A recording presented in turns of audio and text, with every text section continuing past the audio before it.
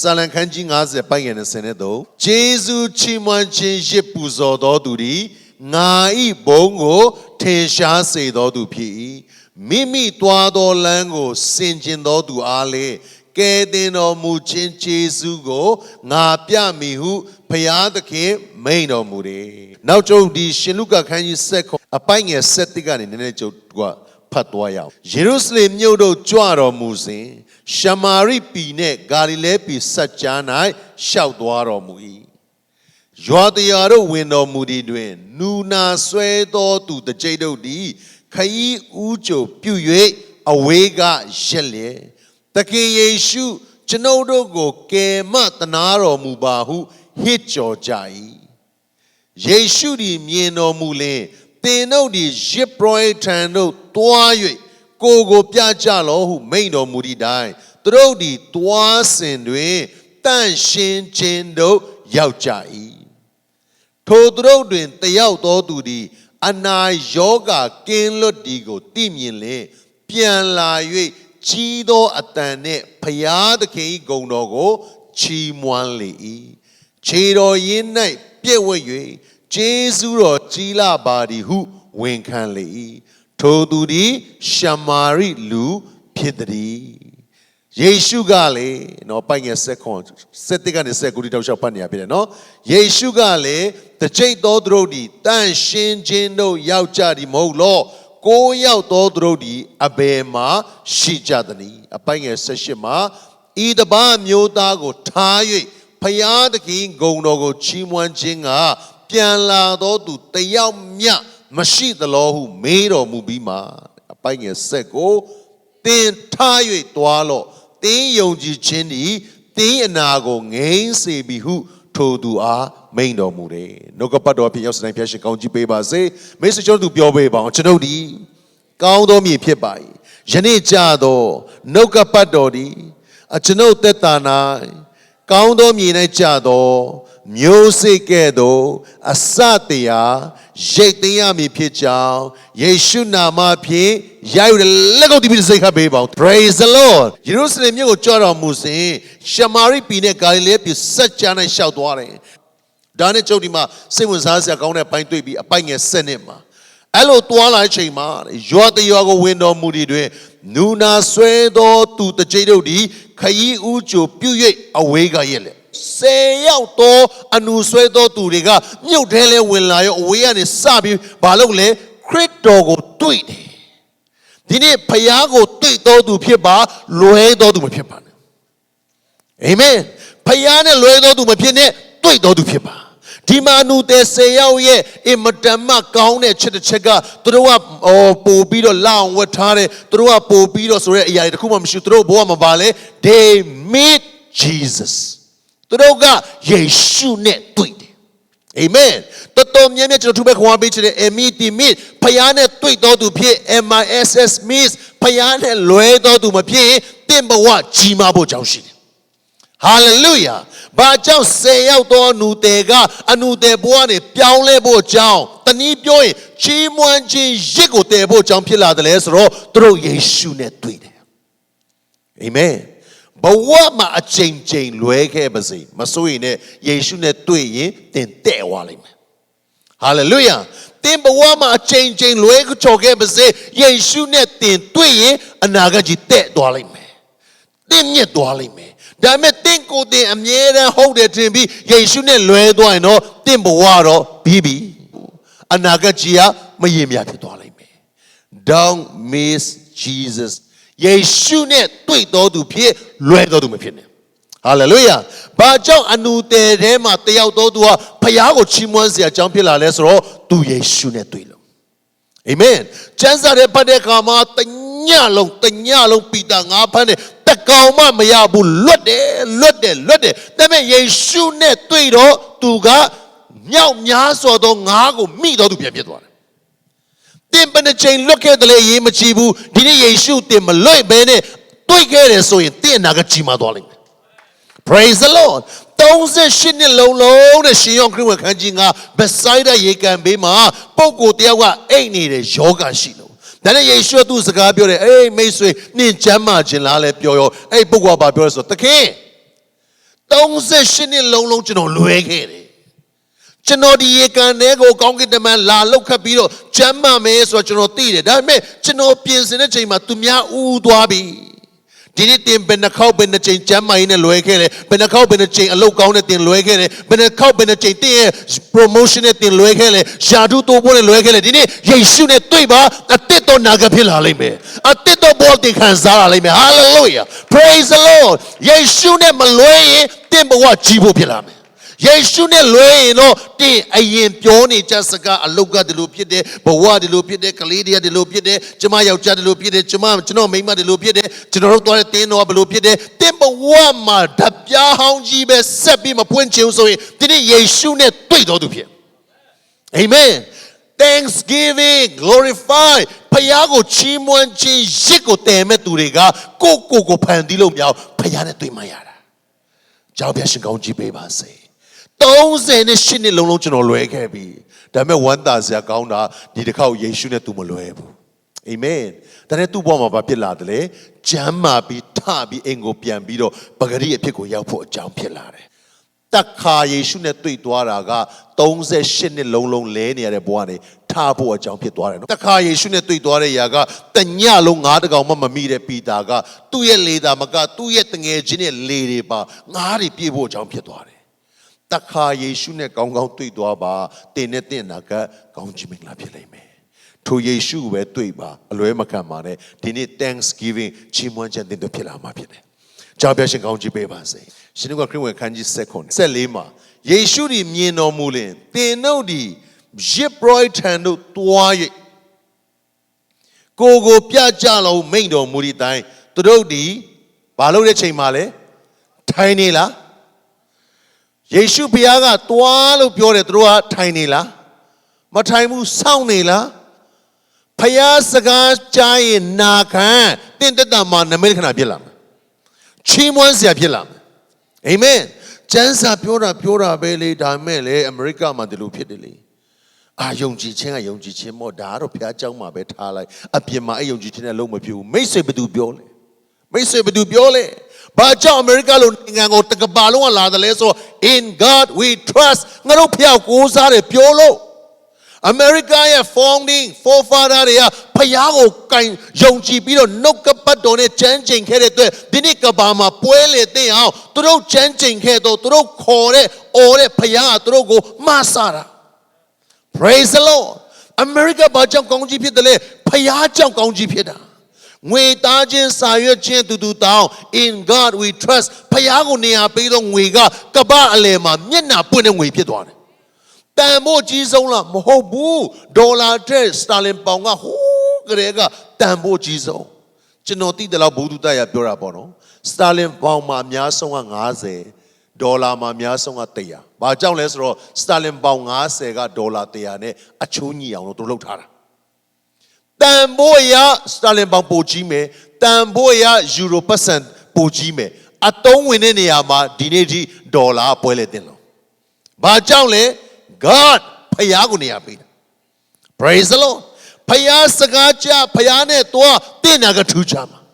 Hallelujah ထိုင်ဆောင်နေတော်သူမဖြစ်နဲ့ Amen ယုံကြည်ခြင်းဆိုတာဘာနဲ့ဆက်ဆိုင်လဲလှုပ်ဆောင်ခြင်းနဲ့ဆိုင်နေယေရှုကလည်းပြောရောသူတို့တကယ်တွားတယ်အဲ့လိုတွားစင်တွေနဲ့ as they go သူတို့တွားစင်မှာနော် Amen ဒီနေ့ယုံကြည်ခြင်းနဲ့ပတ်သက်တဲ့အခါမှာတွားဖို့လိုတယ် Hallelujah တင်လုပ်ငန်းကြီးလုပ်ချင်တယ်ဆိုရင်လုပ်ငန်းကြီးနဲ့ပတ်သက်တဲ့အသွေးခေါ်ထဲမှာတွားဖို့လိုတယ်အသင်းတော်ကြီးမားမယ်ရှောက်အောင်နေလို့ကြီးမားလာမှာမို့ကျိုးဘာလို့ဖို့လိုလဲစပြီးယုံကြည်ခြင်းနဲ့လှုပ်ဆောင်ဖို့လိုတယ်တင်စပြီးကြီးမဲ့သွေးခေါ်ထဲမှာစပြီးသက်ရှင်ဖို့လိုတယ်ဒီနေ့တင်ဖြစ်တည်လာတာကပြီးခဲ့တဲ့နှစ်ကာလတွေလှုပ်ခဲ့တဲ့အတီးပွင့်နော်ဒီနေ့တင်ရရှိနေတဲ့အကျိုးကျေးဇူးတွေအားလုံးကပြီးခဲ့တဲ့နှစ်ကာလတွေမှာတင်လှုပ်ခဲ့တဲ့တီးပွင့်ဒီနေ့ကျုပ်လည်းဝိညာဉ်မှာဆူတောင်းခြင်းမှာဒီနေ့ကျုပ်ဘာမှမျိုးစိတ်မကြုံမပါဝင်ဘာမှမလုပ်ဘူးဆိုရင်မကြာတော့ကာလမှာကျုပ်သားသမီးတွေမွေးရစေဝါထဲမှာနလန်မထူနိုင်ပဲဖြစ်သွားလိမ့်မယ်အမေရိကသဘောတဘာဝထဲမှာနလန်မထူနိုင်ပဲဖြစ်သွားလိမ့်မယ်ဖယားနဲ့တွားမှဖယားဘုံတော်ထင်ရှားမယ်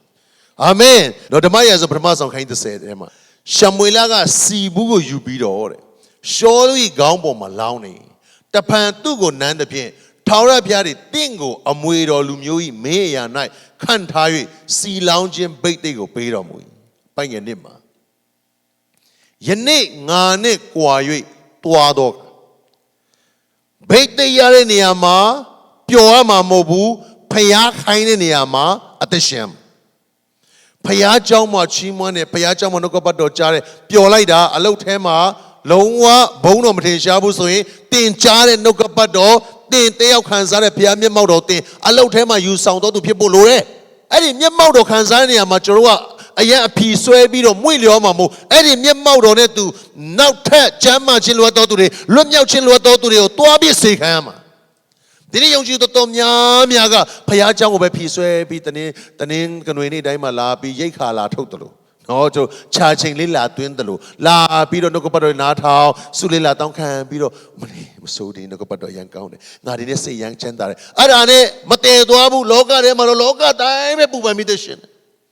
ပြီးနောက်တနင်္ဂနွေကျရင်ရိတ်ခါလာထုတ်တယ်လို့မျိုးလာပြန်ပြီး45မိနစ်တနိုင်ဖျက်ကြောက်မလာပြီးကိုရဟန်းချင်းပြီးပြန်သွားပြီးမဟုတ်ဘူးတကယ်ဆိုရင်သူကောင်းပေါ်မှာလောင်းတဲ့ဗိတ်သိက်စီနဲ့သူရှမွေလာပါပြောလဲနေငါနဲ့ကြွားပြီးတွားတော့အခါ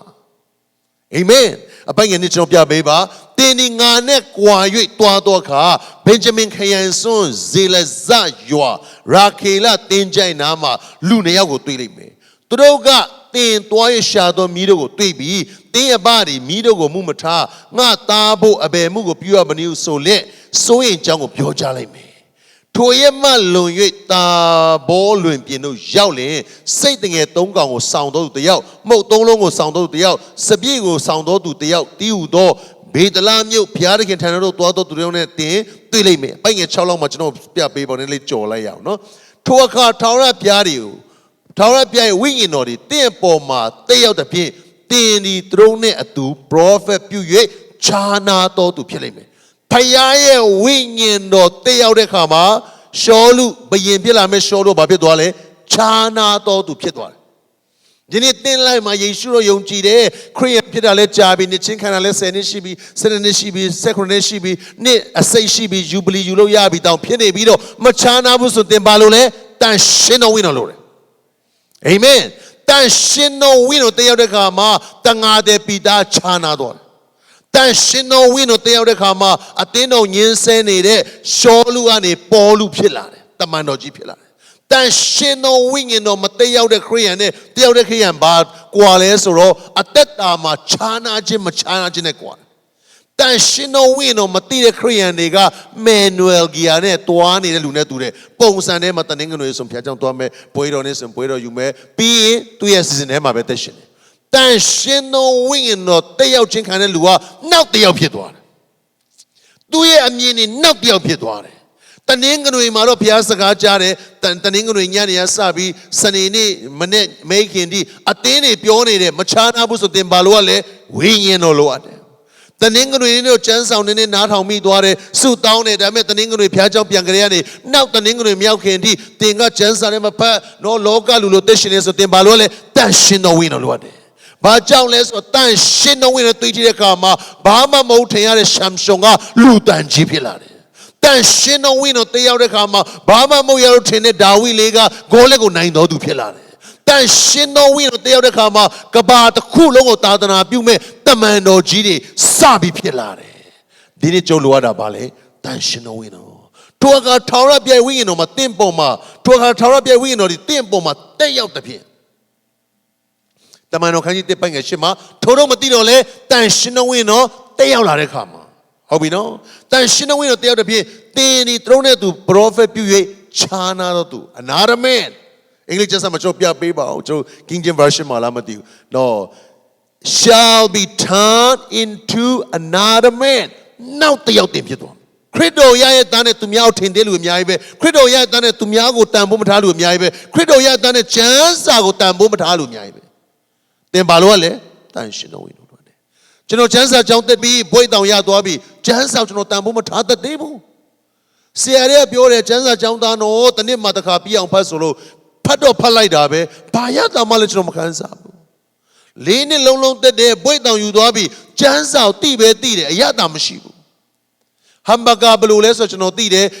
sandwich ဘယ်လိုလဲသိတယ်အရသာမခံစားတတ်တယ်လို့ပေါ့သိတော့သိတယ်အရသာမတွေ့ဘူးဒီနေ့နှုတ်ကပတ်တော်ကိုကျွန်တော်ဘယ်ချိန်မှာရတာတွေ့လာလဲဆိုတော့ကျွန်တော် MDIP စတဲ့ပထမနေ့ရဲ့ຫນွေရာသီ3လမှာတန်ရှင်းတော်ဝင်တော့ကျွန်တော်သိချတဲ့အခါမှာ3လတွင်ကျမ်းစာကိုမျက်ရည်မျက်ကွန်းနဲ့ကျွန်တော်ဖတ်ခဲ့တယ်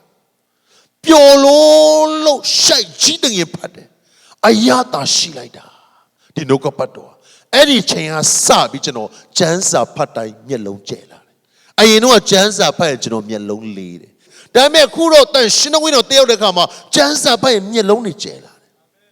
ဖွင့်ပြမှုတယောက်လာတဲ့အရင်တော့က monologue ကိုကပဲကျမ်းစာကိုဖတ်နေတယ်လို့ဖြစ်တယ်အခုက dialogue ဖခင်ရဲ့နှုတ်ကပတ်တော်ကျွန်တော်စကားပြောလာတဲ့အတွက်ကျမ်းစာဖတ်တဲ့ချိန်တိုင်းမှာကျွန်တော်အိတ်မပြောတော့ကိုရန်ခင်တဲ့တငယ်ချင်းနဲ့စကားပြောနဲ့မနဲ့မိုးလင်းသွားတယ်လို့မျိုးဖြစ်လာနှုတ်ကပတ်တော်ကျွန်တော်သက်တာမှာတကယ်အကောင်းဆုံးမိတ်ဆွေဖြစ်လာတယ်ဘယ်ချိန်မှာလဲတန်ရှင်တော်ဝင်တော်တွေ့ထီလာတဲ့အခါမှာ praise the lord hallelujah ယုံကြည်သူတယောက်ဖြစ်ပေမဲ့ကျမ်းစာပတ်ဖို့တင်ပြင်းနေတယ်စုတောင်းဖို့တင်မှာခွန်အားမရှိနိုင်ဘူးဆိုဘယ်သူလို့လဲတန်ရှင်တော်ဝင်တော်လို့တယ်တန်ရှင်တော်ဝင်တော်တယောက်တဲ့အခါမှာ you shall turn into another man တင်ဒီနောက်လူတယောက်ဖြစ်သွားလိမ့်မယ် praise the lord ဒီနေ့ထိုဝင်တော်သူကြီးချမ်းပြီးနောက်တယောက်ကဲတော့ပြန်တော်သူဖြစ်ဖို့အရောက်စနေဖျက်ရှိကောင်းကြီးပေးပါစေ hallelujah တင်လာနဲ့ပြန်ထူချမှာဖြစ်တယ်အာမင်အလိုက်တင်းတော်စီစဉ်ကြောင်းမို့ကျွန်တော်ရဲ့တရားတွေကြောင့်မို့တန်ရှင်းတော်ဝင်တော်ထူချစိတ်မှာဖြစ်တယ်ထိုဝင်တော်တင့်ပေါ်မှာတက်ရောက်လာပြီဆိုရင်တင်လာတော့တွေးတာနဲ့ပြန်တဲ့ခါမှာတင်ဖြစ်တည်တာထူချသွားမှာဖြစ်တယ်လာတော့ကတော့အဖေရဲ့မြီးကလေးရှာပြီးတော့မြီးလေးလောက်ပဲမြင်နိုင်တဲ့ရှောလူဝိညာဉ်တော်နဲ့တွေ့ထိလာတဲ့ခါမှာအေးတီလာလူမျိုးတွေကပထမဘယင်ဖြစ်လာဖို့ကြောင့်ဖြစ်လာတယ်ပိုင်ငယ်ရှင်းမှာတင်ဒီလဲငါရှင်းမှာဂိလဂါရမျိုးတို့သွားပြီငါဒီလဲမီးရှုရမိတ္တာရစ်တို့ကိုပူဇော်ခြင်းကတင်ရှိလို့လာပြီငါလာ၍တင်ပြရတော့မှုကိုမပြုမိတိုင်အောင်တင်ဒီငန့်နေရမည်ဆိုတယ်နောက်ရှောလူဒီရှံမွေလထံမှထွက်သွားမည်လဲ့တော့ဘာလို့လဲထိုင်နေလားနှုတ်ကပတ်တော်ကြားကမှာစပြီးသွားဖို့ပြင်တဲ့အခါမှာခြားနာသောစိတ်နှလုံးကိုဘုရားသခင်ပေးတော်မူ၍ထိုနမိတ်လက္ခဏာလုံးစုံတို့ဒီထိုနေ့ချင်းတွင်ဘိတ်သိက်ခံတဲ့ရှမွေလရှင်မှာဖြစ်တာလားမဟုတ်ဘူးတွားနေတဲ့ရှောလူပေါ်မှာဖြစ်လာတာအာမင်ဖခင်ရဲ့စကားကြားတဲ့အခါမှာတွားပါတွားနေစဉ်မှာအနုတဲ့10ယောက်ကတန်ရှင်း praise the lord ယေရှုစီမှာရှိနေချိန်မှာတန်ရှင်းလားယေရှုနဲ့မြင်လို့ရတဲ့အဝေးကနေတန်ရှင်းလားမတန်ရှင်းယေရှုကတွားယေဘရဟိစီမှာပြလဲပြောရောနာခံခြင်းနဲ့ယုံကြည်ခြင်းနဲ့စပြီးတွားတဲ့အခါမှာသူတို့တွားနေရင်နဲ့တန်ရှင်းသွားတယ်ဒီနေ့ဖယားနဲ့သူတင်စပြီးတွားနေရင်နဲ့တင့်ပေါ်မှာဗိတ်သိက်တွေတိုးလာလိမ့်မယ်မျက်နှာသားတွေတိုးလာလိမ့်မယ်တခါမှစုမတောင်းတာတောင်ဘုရားကျေးဇူးပြုတယ်ဆိုရင်စုတောင်းခြင်းနဲ့မှတင်စပြီးရှောက်လန်းလာပြီးဆိုရင်ဘာကြောင့်တကိုးတော်အလုံးမလုံးပဲနေမှာလဲတခါမှကျမ်းစာမဖတ်တာတောင်ဘုရားတင့်ကိုနေ့ရက်တိုင်းမှာကျေးဇူးပြုတယ်ဆိုရင်တင်ကျမ်းစာကိုစလန်လာပြီးဆိုဘုရားဘာကြောင့်တင့်ကိုစကားမပြောဘဲနေမှာလဲစပြီးလို့ပါတင်ဘုံတော်ထင်ရှားစေတော်သူဖြစ်မှာဖြစ်တယ်ရှင်တို့ကခိုင်းစက်ကောင်ပိုင်ငယ်စနေမှာနော်ဂျော်တရားတော့ဝင်တော်မူတဲ့နူနာဆွေးတော်သူတကြဲတို့ဒီခရုချိုပြု၍အဝေးကရက်လေ73မှာဘာပြောကြပြီလဲတကယ်ယေရှုကျွန်တော်တို့ကိုကယ်မတနာတော်မူပါဟုဟစ်ကြော်ကြတယ်အတန်လွင့်ပြီးတော့ lift up တခင်ကယ်ပါကျွန်တော်တို့အဲ့လိုမျိုးမဟုတ်လူကနှုတ်ပေမဲ့အတန်တော့အောင်တယ်အာမင်ပြဿနာအသင်ကိုပိတ်တဲ့ခါမှာဘာလို့ရမလဲအတန်အောင်တော်သူဖြစ်ပါဟာလေလုယာ not ပတ်ဝန်းကျင်မှာတင်ထင်သမျှကိစ္စအားလုံးစင်မပြေတဲ့ခါမှာ hallelujah ပူချေခိုင်းတော်သူဖြစ်ပါ amen praise the lord ပူချေခိုင်းတော်သူဖြစ်ပါဒီမှာလူကတော့နူနေတယ်အတန်တော့အောင်တယ်လူကတော့မျက်စိကန်းနဲ့ဗာတိမဲအတန်တော့အောင်တယ်ဗာတိမဲကဒါဝိဒ်ရဲ့သားတော်ယေရှုကျွန်တော်ကယ်ပါလူကကမ်းပေမဲ့အတန်အောင်တဲ့ခါမှာယေရှုကြားတယ်ဒီမှာလဲနူတယ်ပဲလမ်းလျှောက်ရင်တောင်မှသူတို့အသားဖတ်တွေကြသွားနိုင်တယ်တချို့ဆိုရည်ရွယ်ပြီးကြခံနေဖြစ်ကောင်းဖြစ်လိမ့်မယ်ဒါပေမဲ့သူတို့ဘာပြောလဲအတန်အောင်တယ်ဒီမှာ they lift up their voices and say Jesus master have mercy on us ဒီနေ့တင်ထဲရတဲ့ခါလေးပြဿနာကြားတဲ့နေရှိရွေးနေတဲ့စီးပွားရေးအကျွေးပြဿနာအိမ်ထောင်ရေးပြဿနာသားသမီးတွေမလိမ္မာတဲ့ပြဿနာဘလို့ပဲရှိပါစေတင်အတန်ကိုတော့မချွေတာနဲ့ဖယားကိုခေါ်ပါအော်ပါငါကိုခေါ်လို့ငါထူးမယ်ကြီးသောအရာတင်မသိနိုင်အောင်နဲ့နေသောအရာကိုဘယ်သူပြမလဲဖယားကတင့်ကိုပြမယ် praise the lord ယေရမိနာဂတိကျမ်းခန်း33ပိုင်းငယ်3မှာဘာပြောလဲငါကိုခေါ်အိုးထူးမှာ ဒီမှာဘယ်နည်းအခုပင်လေအပူထဲမှာရှိလေအပြင်မှာတော့ချမ်းတယ်ထဲမှာပူနေလို့ရှိလားယေရှုကိုအော်ခေါ်ထူးမှာ praise the Lord hallelujah hallelujah အချွေးပြဿနာထဲမှာရှိလားအိမ်ထောင်ရေးထဲမှာစင်မပြူထဲမှာရှိလား praise the Lord Lord Jesus have mercy on me ကိုရောကျွန်တော်ကိုကယ်ပါခေါ်အော်ထူးတဲ့ဘုရားဖြစ်တယ်ဘာကြောင့်လဲ he is alive သူဒီအသက်ရှင်တော်ဘုရားဖြစ်တယ် amen ခေါ်ရင်ထူးတဲ့ဘုရားဖြစ်တယ်ခလေးတွေကမလိမ္မာနိုင်ဘူးပြဿနာတက်တယ်ငါဘာလို့ကောင်းမလဲတေလိုက်ခြင်းနဲ့တင်းကိုတင်တေလိုက်ခြင်းလို့သူတို့လိမ္မာသွားမှာမဟုတ်ဖယားကိုခေါ်အသက်ကနေရာယူလာမယ်ဖယားကိုခေါ်လိမ္မာခြင်းကနေရာယူလာမယ်ဖယားကိုခေါ်ကောင်းကြီးတဲ့နေရာယူလာမယ် praise the Lord ကျွန်တော်ဘာပြောလဲငါတေလိုက်ခြင်းနဲ့ဒီလိုသားသမီးရတာကိုတေလိုက်လို့သူတို့လိမ္မာမှာလားမထူးဘူးဒါဆိုဖယားကိုခေါ်အာမင်ဣသရေလတွေဖျားစကားနာမထောင်တဲ့ခါမှာမိမွေတွေဖျားစင်လို့တော့အဲ့မှာရှိဣသရေလတွေဘာပြောလဲမောရှေမိမွေတွေဖယ်ပေးမိမွေတွေဖယ်ပေးတဲ့မိမွေကြိုက်ခံထားတဲ့လူကမိမွေဖယ်တော့အစိတ်ကမပယ်ဘူးမိမွေဖယ်တိုင်းအစိတ်မပယ်ဘူးဒါနဲ့ဖျားဘာပြောလဲမောရှေချေးဝါရုပ်နဲ့လှုပ်အဲ့ဒါကိုကြည့်ရလူတိုင်းကအစိတ်ရှိပါစေကျမ်းမာမှာဒီနေ့ကျွန်တော်ကပြဿနာဖယ်ဖို့ပဲစဉ်းစားတယ်ပြဿနာဖယ်လို့တင်မကောင်းစားဘူးဖခင်တင့်ကိုကောင်းချီးပေးမှပြဿနာဘလောက်ရှိပါစေအကျွေးဘလောက်ကစိုက်နေပါစေလူတွေဘလောက်အထီးကယုံဖြစ်ပါစေတင့်ကိုဖခင်လွတ်ခွင့်ပေးမှဖခင်ကိုဖခင်ငိမ်သက်ခွင့်ပေးမှတင်းရဲ့နောက်ကိုဖခင်အကောင်းဆုံးပို့ဆောင်ပေးမှ praise the Lord ပြဿနာမရှိလို့တင်ကောင်းစားတာမဟုတ်တော့တင်ပဝင်းကျန်းလူတွေအားလုံးဆင်းရဲသွားလို့တင်ကောင်းစားမှာမဟုတ်သူတို့တွေချမ်းသာတာမတာတာဖခင်တင့်ကိုကောင်းချီးပေးခြင်းတင်ကောင်းချီးဖြစ်မှာpraise the Lord ဒါကြောင့်တင်ပါလို့မလဲအဲ့ဒီကောင်းကြီးဖြစ်စေမဲ့ဘုရားအော်ခေါ်ထူးမှာ amen မလိမ္မာကြောက်တင်းတော်ဟာဖြစ်တယ်စိတ်သက်ကြတယ်ငါတည်လိုက်ခြင်းတယ်ငါပျောက်လိုက်ခြင်းတယ်ငါကိုငါဆုံးတတ်လိုက်ခြင်းတယ်တင့်ကိုတင်ဆုံးတတ်လို့နောက်တစ်ယောက်အသက်ကိုတင်မပေးနိုင်ဘူးဒါတဲ့ဆိုင်ရင်ထာဝရတင်ဆက်ဆိုင်တဲ့ယေရှုပြုတဲ့ဘုရားခေါ်အော် amen တင်အနာဂတ်ထူးခြားစေမှာ hallelujah praise the Lord နဲ့တင်တဲ့ကိုစားHallelujah နဲ့တင်မနဲ့ကိုစားအာမင်တင်းရဲ့တနေ့တာလုံးဘုရားတောင်းယူလာမှာဒီနေ့တော့လှုပ်ထဲမှာတော့ငါတော့အဲ့ဒီတယောက်နဲ့တော့နားညူးမှာပဲအဲ့ဒီတယောက်နားညည်းတဲ့အရာပြောင်းလဲစင်နေတာဘာလို့လဲဘုရားအော်ခေါ်သူ့ရဲ့အသက်တာပြောင်းလဲစင်နေဘုရားအာမင်သူ့အနာဂတ်ကိုပြောင်းလဲစင်နေတယ် Praise the Lord ဒီနေ့ထို့ဘုရားခေါ်ရင်ထူတဲ့ဘုရားဖြစ်တယ်အာမင်သူတို့အတန်ကိုလွင့်ပြီးတော့ဘုရားခေါ်တယ် Help me Jesus have mercy on us ခေါ်တယ်စင်ငါလောက်မပြတ်ကြည့်ပါဘလို့တွေ့ရလဲထိုသူတို့တွင်တယောက်သောသူသည်အနာရောဂါကင်းလွတ်တွေကိုသိမြင်လေ10ယောက်သွားတယ်ကျန်တဲ့9ယောက်ကတော့တွိုင်းနဲ့အတန်ရှင်းသွားပြီတန်ရှင်းတဲ့ချက်ချင်းတန်ရှင်းစေတဲ့ဘုရားကိုမိတ်သွားပြီဒီတော်များများခေါ်တဲ့ချိန်တုန်းကတော့ခေါ်တယ်ပြီးရင်မိတ်တော်သူမဖြစ်ဒီမှာဗာပြောလေ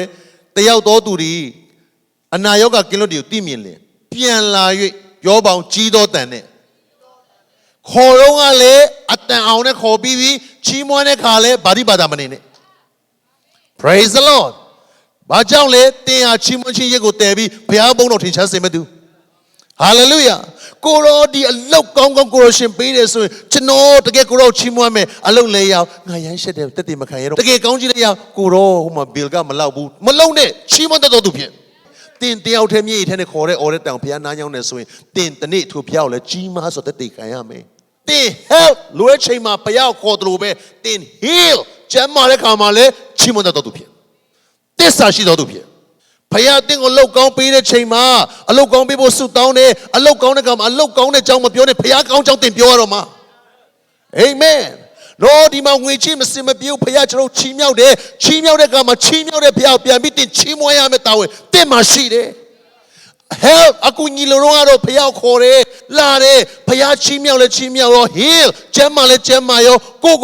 high ပုံတော်သူမဖြစ်နဲ့ဖျားရှိမှလာပြီးပို့ပြီးကောက်ကုန်တော်သူဖြစ်ချီးမွမ်းတော်သူဖြစ် praise the Lord hallelujah ဒီနေ့ဘာကြောင့်ကျွန်တော်ကောင်းကြီးကမျိုးဆက်ကိုမပြောနဲ့တင့်ဘဝမှာတောင်မလုံလောက်လဲဆိုတော့တင်ရတဲ့ယေရှုတော်တင်ချီးမွမ်းတဲ့လုံတာမရှိဘူး amen Amen ကြောက်ပြရှိကောင်းကြီးပေးပါစေ။ဘာကြောင့် Thanksgiving America မှာလုပ်တယ်လဲ။သူတို့စိုက်တဲ့မျိုးစေ့တွေကိုဖျားပေးတဲ့ခါမှာသူတို့လုပ်တဲ့လောက်ခလို့သူတို့မမြင်ဘူး။ဖျားပေးတာလို့မြင်ပြီးတော့ Thanksgiving တွေကိုသူတို့ကျင်းပတာ။ Hallelujah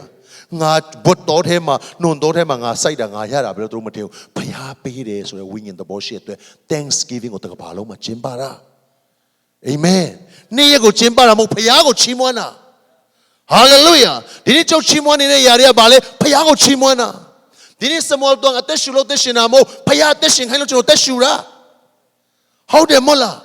Chino attack paya pira di attack up dina kama mashu a tema shida. Di attack of paya you do it. Chino teshulo miaro, Tamile salo miaro, Kagaule silo miaro, America manima, Yejino Yama. Didn't think of a teshin kind of pia in Jesus chimwama, Tema Tawanshi, Joma Tawanshi. Praise the Lord. Maneta and Jesus in Jampiova. Praise the Lord. Janjama Martin, Ekanite, Greenbo Martin, Chigo Tenachima, Jesus in Jampio. Eddie Chi, think we have a lambo, my Piautu Miaibe. No Maneco Mataro Meludi, Dini, now Sonia, Aya, Womeludi, Dini, Amiajibe. Tema Badi to Jesus Chimwa. Praise the Lord. Help! Kuni don't say Martin, Tanja, Piao, Codlumube, heal, Jamare Kamale, go, hi. Boni do my pine, Payao Tai Chimon do Pia, hallelujah. Then it's second. Jeshugale, the Jake Dodrodi, Tan Shinchino Yaujari Molo, go out Dodrodi, a pay machine. Dini Thanksgiving match, no Piamano, Yeshua Batu Shale, Jesu Tenta de Tu Shale. Amen. Say out Yauda Mobula. No Gabado Jabi so logo load. Yeshua Tualo Pioe. Pana yago yago. Yeshua toa Jiproisi toa pialo pio chain did alo tan shemes or Yeshu did. Jane go yao pemale. Dinit to mia pia Jesus pude. Tin tamutu chalolo mo pia tita Jesus putara. Pobi chimoyama. Amen. Jane go yao pemale. Posu down I long matine. Tesu down jung paya nanyana, Timolo nanyana, Payajan Timbo Mashu, Palo am like County Pede Pia Piambi, the Anu de Tello, Jesus did not Piam. Praise the Lord. Payajan Alo Saint Chodora. Did it die Jesus Chimano to Pia? Amen. Janet Goya Bemale, Pia Badu Shale, Kabauja Canito, the Senate Pa, Piauto Adamushale. Paya Badu Shale, Piauto to go shine londa. Piao song winging or shatter the attendo, the long dash, piano dash. Number 2, Payadi, a yen song, Tadana Butopia, Piao taught Adam ne Ewa Piabeshara. Adam ne Ewa Piasharamo, Payaga Adaneo, Adam yen Bemale. Payay and the long daga, Piao taught winging you, shattering long dash. Adi wingi a piauto to the 12 pure come whole Afghanistan, whole Africa, Canada, Timita should have my Pialushi. They don't have my Pialushi. I to Sabi shattered along that in a Pia Piens and paper say. Judia sip man on the long down and cook where Apila Bemale. Kaina Chino, you know, sound a lumole. Tuiga Sagatorno. Dine Paya sip man on the long down and cook where to shut a piapide. Shinyon Kanji Lepang and a setoma. Pia now we in a go, this son in a go, go do to go Paya Shari, Alushi. Now, didn't Thanksgiving much or two back on our page day, Payaga, Jesu, Tenta and Longdash to Shari. Amen. Didn't Dimash the Mameswe, Teha Paya Shani to Pide. Teha Paya Nyoni to Pide. Teha Paya Sigo Labi, Piambiro Atan Lubi Chimuhamed to Piabari. Da Jambo. The Thanksgiving to back on our page day. Yeshu ne Malohebane. Payane Loe, Tenaga Sepi Loelime. Those shin in Lolo, Besaida ye can ditch no Mayauke, Piatanamishu, Yeshu ne the Jane Twitter. Those shin is what the mind Piatuare, Tuboa at the door, and Naga de Pilare. They are changing blue do Kayokele. And I count him a matane, didn't Yeshu go pay call like they do at the door lani Piasalime. Amen. Payane Tua. Pia Sagane Tua, Yonji Chine Tua, Jando Ya Pia, Down you lally me. Piago Tin, Dokayore Kama, Cordalo Ordalo, Piating of Jesus Bude Kama, Chimwan Tato to Pia, Bajounless Ro, Piaga, Chimwan Tato the Long Dago Share Pia Pide. Dinidi Mash the Mamas at the National Pia, twitching it all to Pibare, so the Chauchno, who may I didn't know about so touching it, to Peshanama Puji Shivas.